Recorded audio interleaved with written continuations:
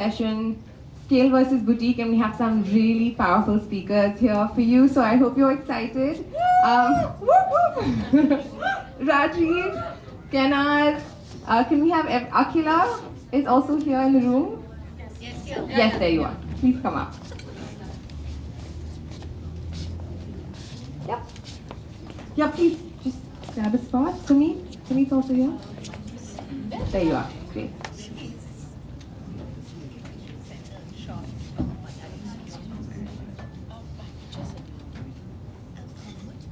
And the workshop she does to introduce tubers and lesser known indigenous produce to mainstream markets and consumers like us. Kainaz. Kainaz is the founder and the face of Theobroma. She's also an author of one of the most riveting, beautiful books of her journey, Baking a Dream. And Theobroma, we all know, started as one little store in Colaba, and now they have 190 stores, am I right, around the country. We're so happy to have you both here with us. Rajiv co-founded Urban Ladder. We all know Urban Ladder as the destination for cool furniture online. They have over 3,000 custom designed products, in over 90 cities. Rajiv now works with Antler, a VC firm that helps young entrepreneurs. We're really happy to have you with us as well and get your perspective. Thank you. And actually, our office is right above your Brahma on 12th Main. So. Oh, nicely planned. Akhila is the face behind the space we're at, Courtyard Conservatory. And if you're from Bangalore like I am, we have seen the space evolve from Jaga and how it's grown into being the heart of the cultural, the food scene in the city, and it is truly the vibrant heart of everything that's culinary here. And you've done that in such a beautiful, organic, slow way. It's been such an inspiration. I'm so happy to have you here on the panel with us as well. So each of you represent a different journey. A couple of you started small, scaled big. A couple of you started with scale in mind. And I wanted to ask you to take us through your journey and also tell us what inspired your choice to operate in that capacity. Kainaz? Thanks. Thanks for having me on the panel, Anisha. So, of course, Theobroma started as one standalone outlet in South Bombay. There was no plan to open it and make it into a chain.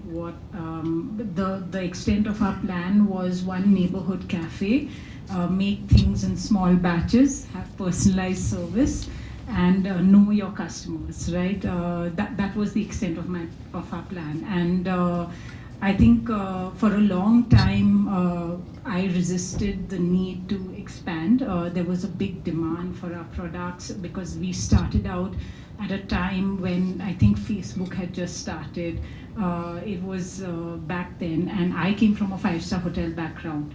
And so, what I noticed was at that point of time that, what people who lived or came to stay in a five-star hotel experienced at breakfast or experienced at tea time, or pretty much any part of the day was never available to someone on the high street, just because travel was not so prolific at that point of time. There was nothing like it, and so the idea was to bring what was available in only five-star hotels at that point of time out onto the high street, because I always thought that cake should be for everybody. So that was the extent of plan, and then I was the biggest obstacle to expanding my own business. I resisted for a long time. For 6 years, I fought with my family every day because every day they would say, we need to open one more store, and I said no. But then we became 2 stores, then 5, and then 20. And at 20, I just couldn't take it anymore. We were operating like a mom-pop shop. There was no process, and there was no procedures.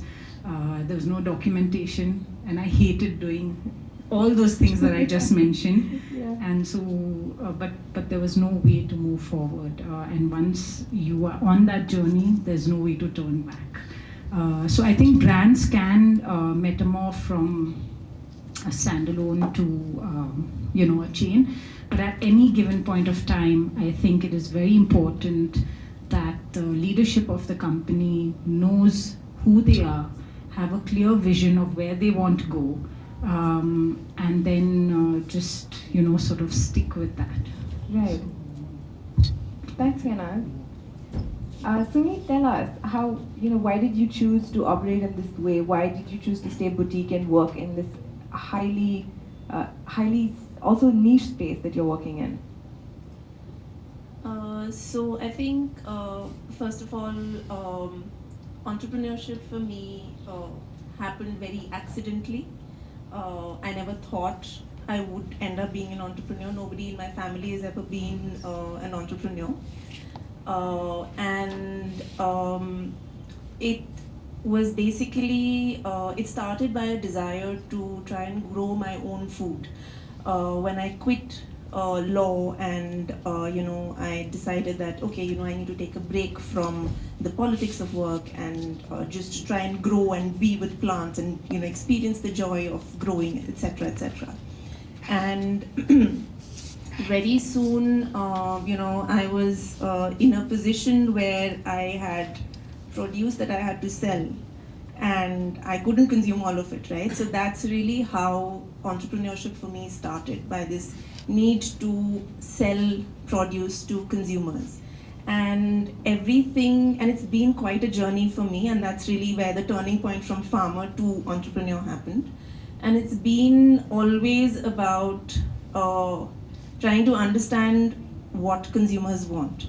Because when I actually started selling the produce that I was growing on my little farm to friends and acquaintances initially, and then from there more and more people, what I realized was that even though I was selling a basic necessity, food, there was a discernible taste, a difference in the taste of the vegetables that I was selling, right?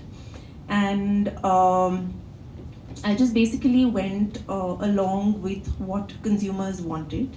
And I also realized that being in a space which is so competitive, like food is a basic necessity. You have 100 of options available, right? Everybody is doing anything that you want to do. So the only way you can kind of start is by going back to the basics and listening to what the consumer wants and trying to build a level of trust. Because one other thread that I was hearing from a lot of conversations with consumers was, one, our produce tasted really nice, and secondly, they were so overwhelmed with options and these faceless options that they didn't know who to trust. Who should they go to buy the best, safest, organically grown vegetables, right? So if you want to build trust, you can't just build it overnight out of the blue on a huge scale. You have to start from the ground up. And that's really how we decided to build really a community of people, a community of consumers who have that trust, loyalty, faith in us, by being there, listening to what they have to say, and really introducing almost this service kind of element in selling foods. Because today, if there is anything wrong with the produce that we sell, our consumers come and talk to us, right? So that creates a different kind of loyalty for your consumers. And yeah, we are now trying to see what we can do, how far we can go, what we can build through that trust and loyalty. And Sumit, you work with so many farmers also. So how do you work with these small farmers and make sure that you're staying small but making sure it's profitable? So I think it's about really, when we talk about working with farmers, automatically you start talking about impact. What is the kind of impact or change that you're trying to create in the lives of the farmers? And you can either create a depth of impact, or you can create a wideness of impact, right? And for us, today, working with farmers, again, we do the same thing that we do with consumers. We actually are one of the few people who work with the farmers on the fields, go and talk to them, figure out what their problems are, what their challenges are, what is it that they would like to do. And it's not that we go and tell them, hey, you know what, I want you to grow, bindi for me, right? We work with them to figure out what is it that their soil, their weather conditions permit, how much infrastructure do they have to be able to, produce, let's say, 1 ton of bindi every month, right? So it's really small steps that we take with farmers also. And now actually we are beginning to be in a space where there are more and more farmers who are working with us. So we want to actually now, grow a little bigger. So, when you talk about boutique versus scale, I would say I am in that transition phase where we've been a boutique, company, and we're trying to figure out what opportunities lie in front of us and how we can make most of it. Right. Rajiv, when we worked together at Yahoo and Urban Ladder was just the twinkle of an idea in your mind, you were still planning to build it at scale, right? It was still...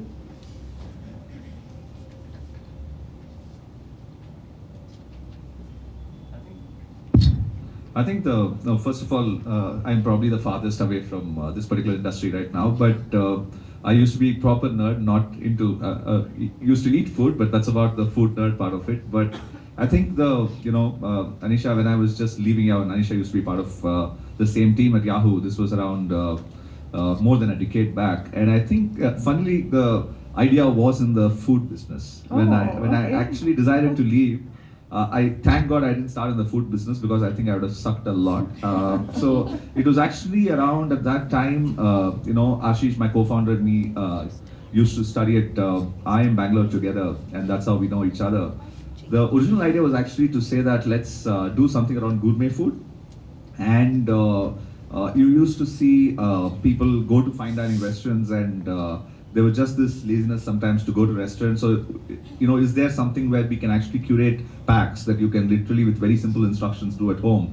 Yeah. Of course, as I said, we sort of did some analysis of the market, but somewhere I think, when you're deciding to become from an employee to doing anything, on your own, whether I have this framework which I use with people who are becoming founders now at Antler, which is you can be, if you just want to go on your own, you can be someone who's freelance and you can do stuff on your own. There's nothing, don't start a business yet. Right. If you really want to scale up, and you can see some fantastic role models here, if you want to scale that up to really running a business, which means that you have people that you're going to manage, and you have financials to take care of, then you go build a business. And even within that, there are 2 ways to do it, which is you raise external capital and not. And I'll come to that in maybe sometime later in this conversation. I think we were very clear that whatever we were doing, we were going to go and try to scale this up. At that time, when Ashish and me, we were just driving around Indiranagar. This was around September 2011, and he had just moved out of. He had run physical businesses, and I had been only in tech, so I used to know how to build tech products, but nothing more. And we used to keep meeting over the weekends, and of course, Flipkart was a great role model at that time. We said, let's do something and let's build a business. We said 3 things I remember. 1, let's build something which really stands for very, very strong customer service. We were super inspired by, I don't know if a bunch of you here have heard of the company called Zappos. There's a book called Delivering Happiness, which sort of became an inspiration for us. We said we have to build a company like Zappos. And that book was a very strong inspiration. And for a long time at Urban Ladder, we used to give that book to anyone who joined the team. And I think we said, let's just build something like that. 2, we said we have to have a great set of people, and people that we who come into Urban Ladder and then go out and do stuff which is way beyond what they would have imagined, right? So Urban Ladder, even till date, even after the Reliance acquisition, is still known for the culture of the people, right? And three, we said we have to be absolutely ethical and honest about this. And so the first, we actually had a value system that we drafted, which funnily all of us in the team were foodies, right? So we actually gave an acronym called CHEFS, which is customer obsession, honesty and transparency, excellence in every small thing we do, fun as a way of life, and stepping up to create magic. And I still remember that, is to say that we will build a business which will scale, which will use venture capital, because at the end of the day, I don't think, we didn't know how to build a commerce business. We had no background in furniture, we had no background in home decor. So it really was about building a great customer service business and becoming a role model for other businesses, right? And build a culture. So I think the shift from food and gourmet, when you build a venture capital business, you have to build it in a big market. And gourmet food at that time, at least, was not a big market. And we very quickly pivoted to saying that let's go build something in grocery. Funnily, the name of the business at that time that we decided, I don't remember why, we actually gave the gourmet business, we actually got the domain Corn Ladder, CORNLADDER. And a lot of people said it looks like Corn Ladder, don't have this word. So we actually moved from Corn Ladder to Urban Ladder over the course of the new year 2011. I think last 2 days we were brainstorming and came up with the name. And really the idea was to say, in India, from liberalization, people are eating better, people are dressing better, so can the inside of the house also become better? And that was the starting point. I think Latika was here, and Ashish has met her many times. She was a Freedom Tree, brands like Freedom Tree were big inspirations. That can we bring a brand which thinks design, thinks great customer service, because at that point in time, at least, and even today probably, ordering furniture was still a massive hassle. And we said, let's do this. And we actually gave our vision statement was to make millions of homes beautiful. And we said millions and we said homes, which means that we have to be inside of the home, in everything inside the home. And we said beautiful, which means that the brand and the experience have to be beautiful, because in furniture, it's not just the product, it's the product plus the delivery, right?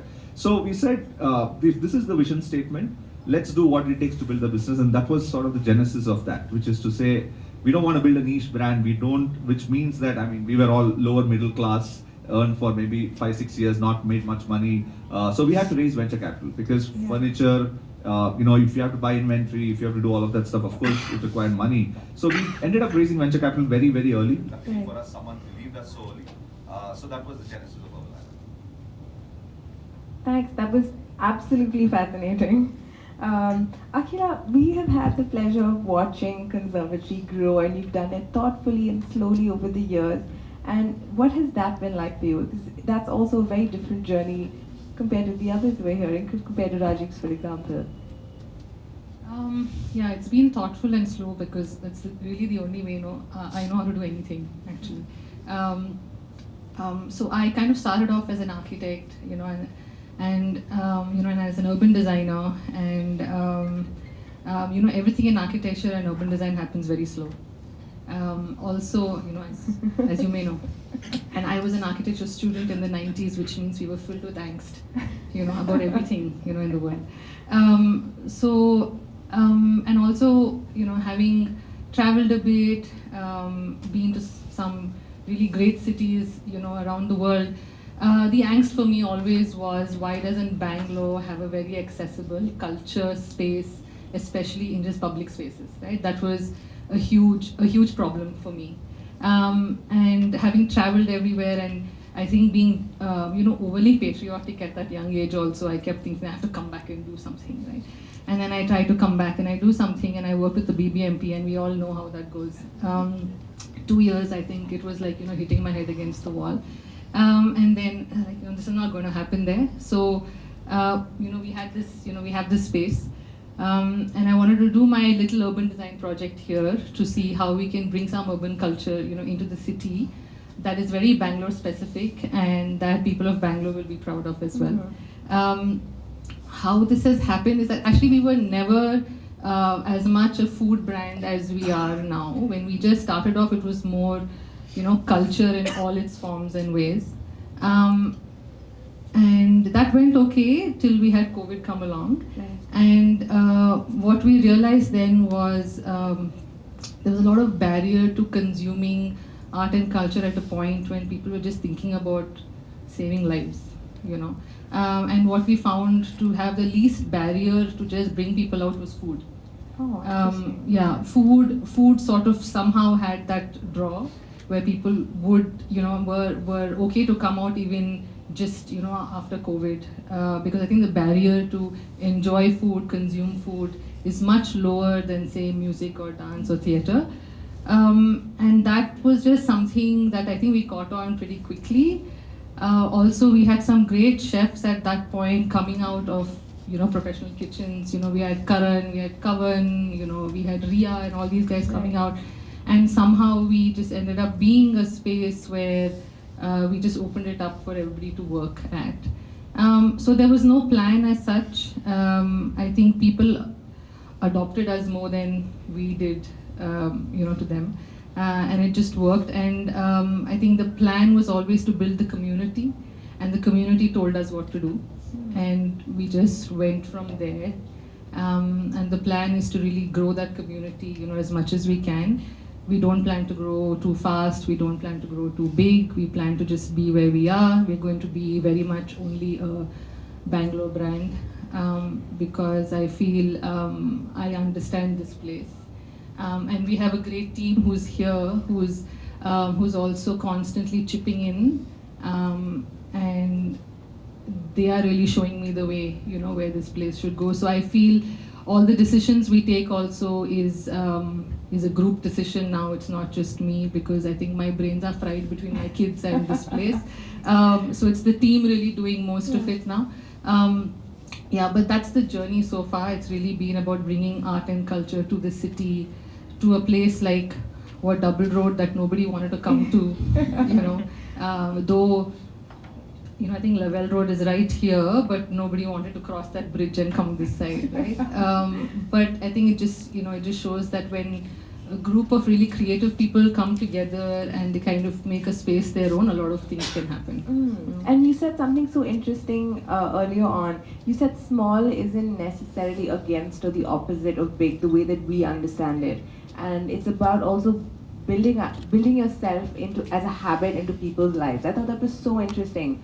And do you think that you consciously did that with the way you programmed Courtyard and Conservatory? Yeah, I think big was never the plan, but having impact was planned.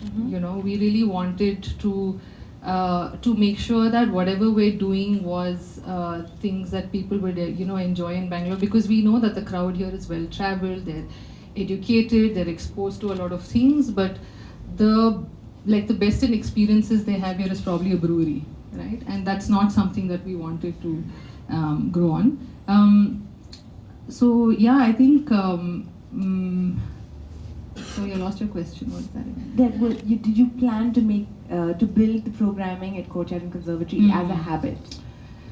Yeah, I think so. Because culture is actually also habits that you build, right? And I think a lot of people didn't know what they wanted until we started programming the way we did, right? Pop-ups were not such a thing, earlier. Movie nights in the open paired with food in a certain way was not was not there. Now I think everybody's doing it.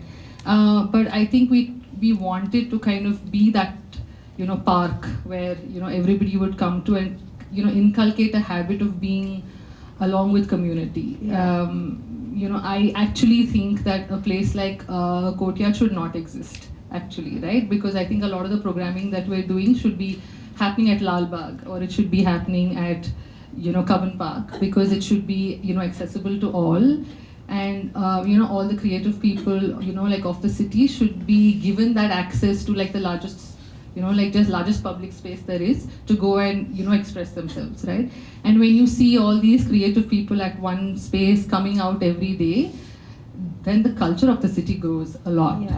But unfortunately we don't have those have those opportunities, and so a place like us. And I love how you said Bangalore is your muse, that you always, and Conservatory is sort of a love letter to Lal Bagh. Yeah, I think I'm a bit foolish, when it comes to that, Bangalore. I'm so I'm all about Bangalore, and I want it to be the best city in the country. I want us to have the best of everything, and I don't know why, but yeah, it's just too much in my blood. So Conservatory is completely, an ode to Lal Bagh for all the afternoons and mornings that I have spent, at the glass house there. And as an architect, I think that was the only thing I could do to really give tribute to that. And food and plants and the city and just a rooftop is just a great combination. Yeah.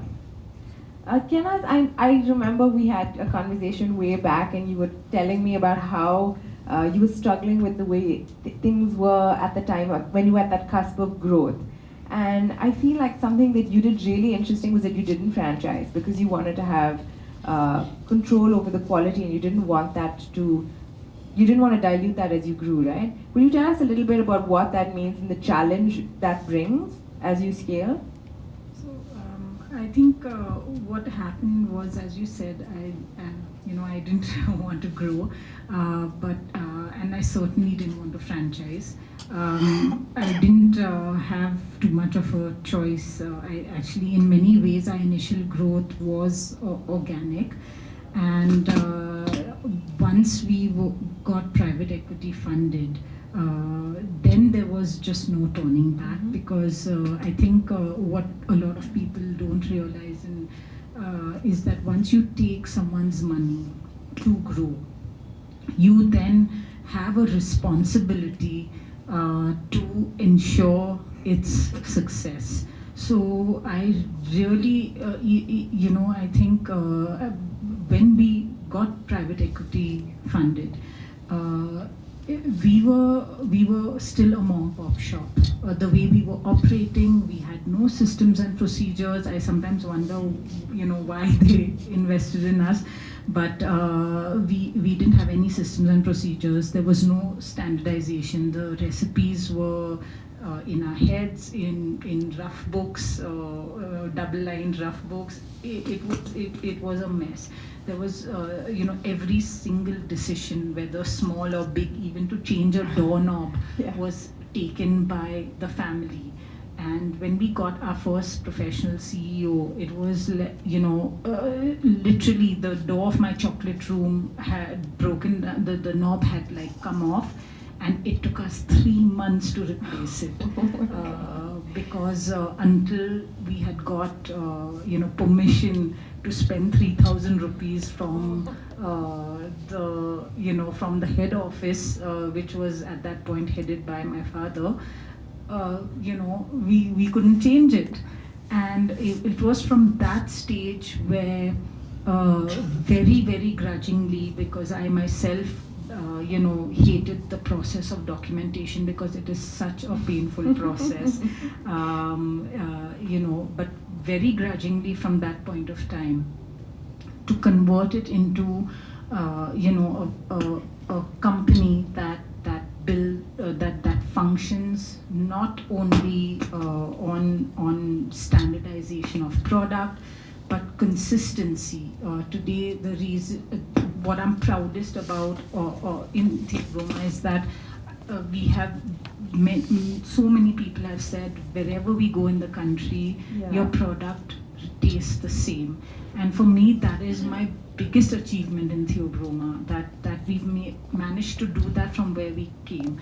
And I think it was also, I personally struggled with that scale. For me, that was the utmost challenge, to convert from this mom pop mentality that I have had in my head, and in many ways, I keep having these thoughts, and to consciously change that and go into a mindset where everything is documented. I mean, now we are in the process of doing, the 5G process in the kitchen, and getting standardization, and it's to see that conversion. I think that has been very fulfilling. And as even Pooja mentioned in her conversation earlier on in the day, there is a beauty to process, right?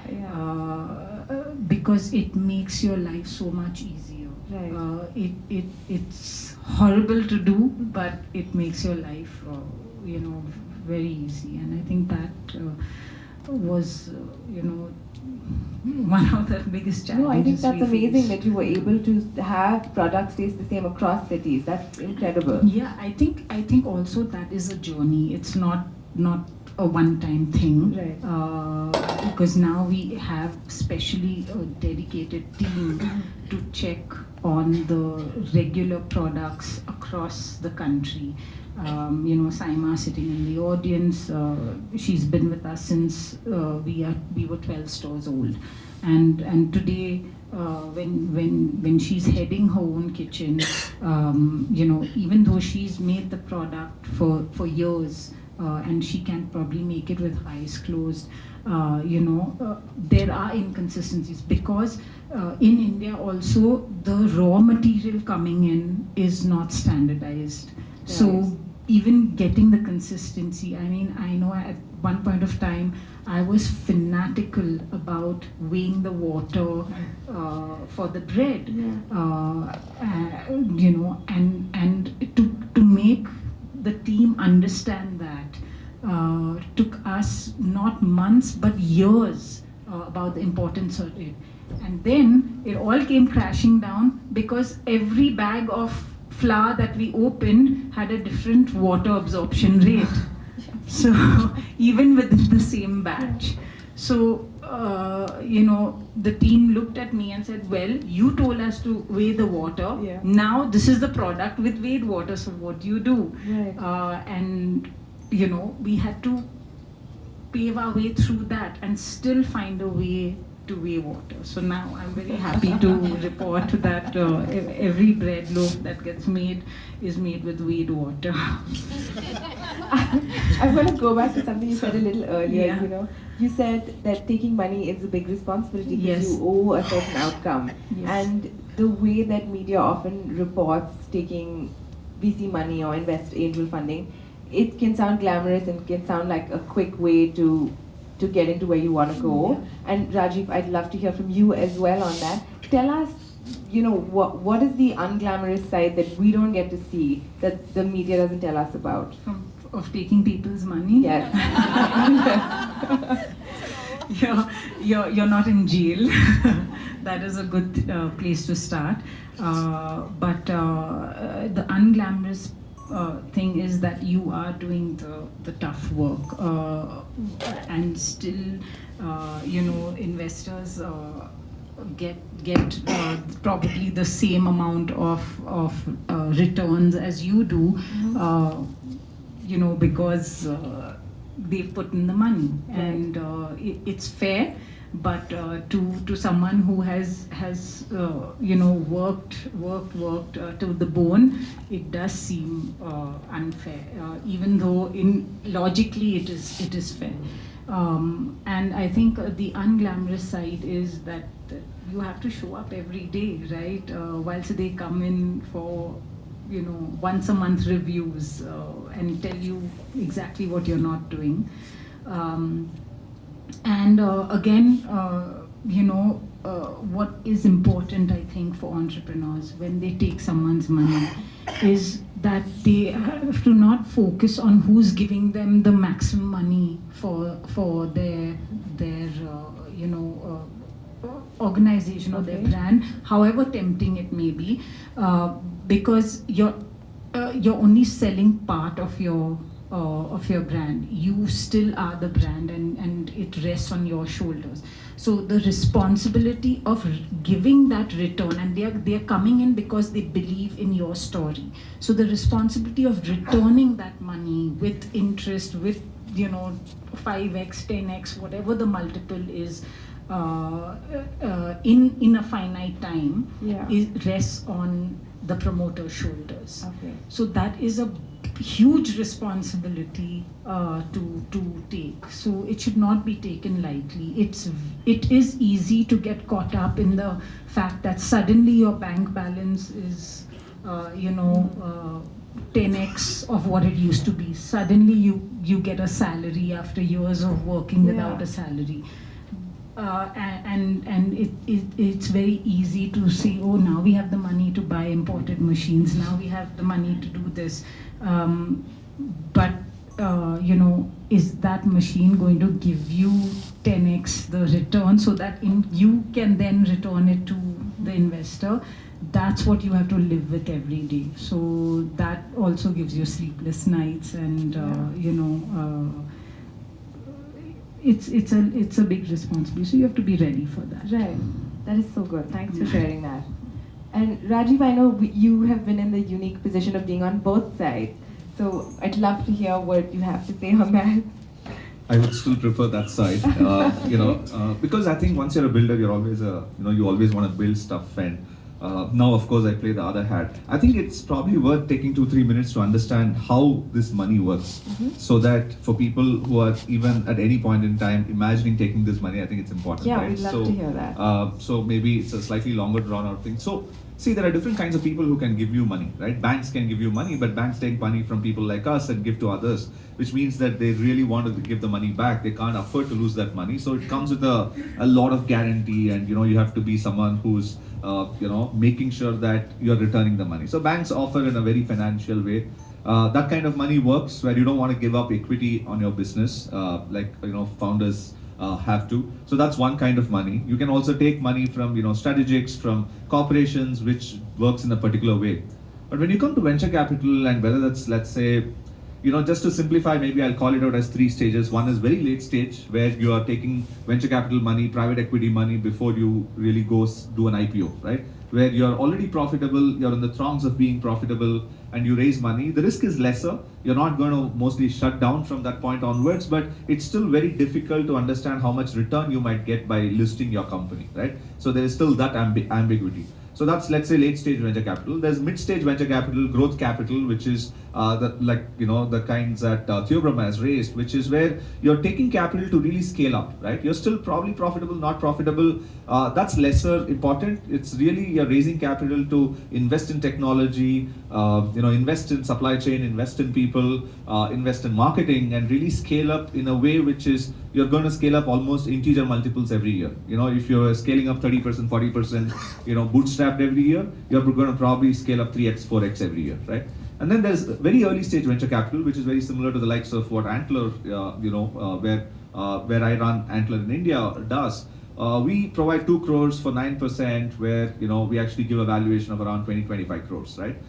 We give the money assuming that 50% of the startups are going to completely fail, right? Which means that we're not going to, 50% of the money that we give is never going to come back to us. 0 of it is going to come back to us. So there you give money to really go test out a product, test out a particular product market fit, and with the assumption that it's going to fail. Now, all of the 3 kinds of venture capitalists also raise money from someone, right? Obviously, right? I mean, we're not, none of these firms, whether it's Sequoia or SoftBank or Antler or anyone for that matter, is not getting money from thin air. It is also people who have money, who are endowments, who are corporations, who are government bodies, who are giving this money. The only big difference is they give this money to us assuming that it is going to be illiquid, which means that it's going to take many years for them to get the money back. If you put money in the stock market, you can take it back whenever you want. If you put money in us, you can't take it back whenever you want. For example, if someone puts money in us, the promise that we give them, we have raised 550 crores till now, right, to invest in 120 startups.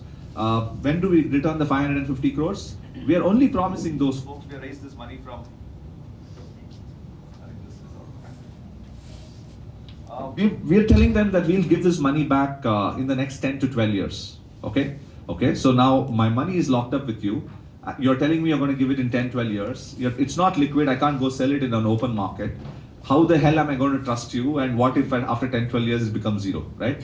So the whole part of VCs is when all these unicorns are celebrated and stuff, means that we are putting the money into the company to assume that that company will grow 100x, 1000x in a 10-year period. Because if you're only giving a 10-12% return, you can put it in the stock market. You don't need to put it. So which means that you have to give at least a 25-30% over a 7 to 10 year period. Which means if you just do the math of how compound interest works, you have to give almost 5 to 10x of the money. Now assume half the money is going to go to dust because the companies are going to fail. which means that the 2 or 3 out of the 100 companies that we invest in have to become a Zomato, a Swiggy, or whatever else, which will give 1,000x, 2,000x, so that we can give the money back and exist. Otherwise, we will die. If we don't give the money back, fine, we are still not legally liable to give the money back, but we will never have a second and a third fund. And if we don't have a second and a third fund, we can't fund 1,000 businesses 10 years later, right? So it's a very circuitous loop that's why you see all these, funding rounds being celebrated, unicorns being celebrated. 2021 was a bad year because there was just too much money. Most startups died due to indigestion than starvation, which means that when you give too much money, we have made so many mistakes in Urban Ladder. In Urban Ladder, we ended up raising 600 crores across 5 investors. And I think a very, very important call also is, if you're going to be doing something for life, don't take venture capital money, right? Because at some point in time, you really have to exit. You have to get the venture capitalists to exit. It's a lot of, when you're building an institution, the whole idea of building an institution is to get the institution to be beyond you. And that's a very important point, because at some point in time, a venture capitalist, when you're giving, imagine a venture capitalist comes on your cap table, each one wants at least 10 to 15%. If you have 4 or 5 venture capitalists over 5 rounds, by the time you've raised, let's say, 200, 300 million, you're going to have 80% of the company owned by someone else, right? It's not just about the ownership. It's not just about all the documentation and the processes that are required. It's really about keeping so many in loop, because each of them come at a different stage. They have different ambitions. They have as much vote as you have. You are running the business, like she said. It's extremely, they are just coming for once a month, once a quarter board meeting and reviews and stuff. They're not running the business. You're running the business. They really are putting the money because they want you to run the business. No venture capitalist wants to run the business. They don't have the people to run the business. They don't want to intervene, right? So one other misconception is venture capitalists put the money, they will intervene. No, they typically don't want to intervene unless some shit hits the roof, right? And so these are the different pressures that the venture capitalist has when they put the money. They have their what is called limited partners, LPs, to answer. I have 150 LPs to answer. May not be this year, may not be next year, but sometime this decade I have to answer them, right? Because I have taken money from them and I'm putting into some startups. So that's the way this cycle works, and which is why it is not for everyone. 15,000 businesses get started in India every year, out of which only 500 really raise venture capital, out of which only 30, 40 will become a unicorn, right? Which means you'll see the filter rate. It is such a small, number of companies that will really scale up. So as a founder, I think she has made a phenomenal transition, clearly based on what she said. It is a very, very difficult transition. She would have started, and many of you would start this for the passion of, baking, for the passion of creating great food, for the passion of actually having happy customers eat your products. And then suddenly, you raise money, you want to scale up, you're handling processes, you're handling a bigger team, you're handling all supply chain issues, bad flour, bad water, all of that stuff. And then suddenly, before you realize, you have 200 stores, one small customer complaint on social media just blows up, someone found an ant in something, that's it. Like, you're always on as a founder, especially when you've raised venture capital. Which is why we very, very strongly tell it is not for everyone. It is absolutely not for most people, right? It is not for most people. And so that's the other side to it. And I think if you've been a founder, now that, I do both of it, which is, I'm also playing a founder journey of setting up Antler in India, which means that I'm also raising capital, setting up the team. I think there's a lot of joy in that process, but there's a lot of also heartache. Sometimes, all of these, bad customer reviews, didn't raise money, someone left you, shut down a store, all this. Yeah. Otherwise, you should not be anywhere going near raising capital. That is very insightful. I have a lot of questions, but I know that there's so many small businesses here, and many of them want to stay small, and many of them want to scale. And I know that you have a lot of questions, so I'm gonna open it up so that we have a little extra time for questions.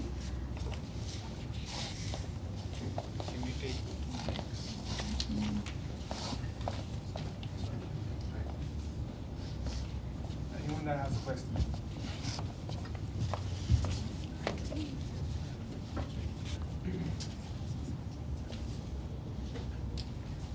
Check. Hi. So my question is for Rajiv, actually. And this might be very personal, I'm sorry. So how do we actually, so you started sort of like a founder, right, and now you're a VC. So what role does a founder becoming a VC play, and how relevant it is for somebody to start and then join a VC firm? I'll keep this short because it's probably, I think you should ask more questions related to food. But I think it's the good part is we work with founders, Antlers, 120 investments are at pre-launch, which means that I almost play the role of a temporary founder. I am less a capital provider than a temporary co-founder. So that's the role that Antler plays. So for me, it's been an extension of what I did at Urban Ladder. It's not been too different in terms of at least my role at Antler. So it's been really to play a temporary co-founder. So it was not I don't think I can be a VC at any other stage. Let me put it that way.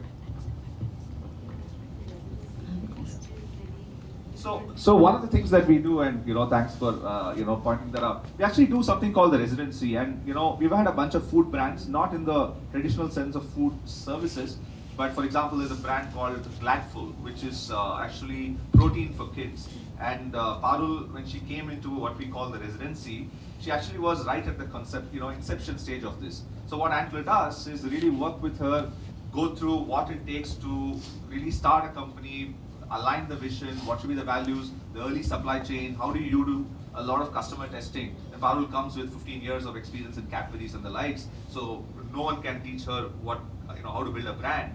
But we could bring a lot of structure and processes in terms of how to do venture capital, how to scale up, and now hopefully Gladful becomes a much bigger, faster brand than if she had done it without raising venture capital. And she had the same question that a lot of you would have. Should I raise venture capital or not? I'm not from the VC industry. I've never been a founder. She has had, she comes from a lot of corporate experience. But this is a big call that she took to say that at the end of the day, I would be happier if Gladful was serving millions of customers rather than 10,000 customers. And she chose to do this path, which means that we are inflicting a lot of pain on her.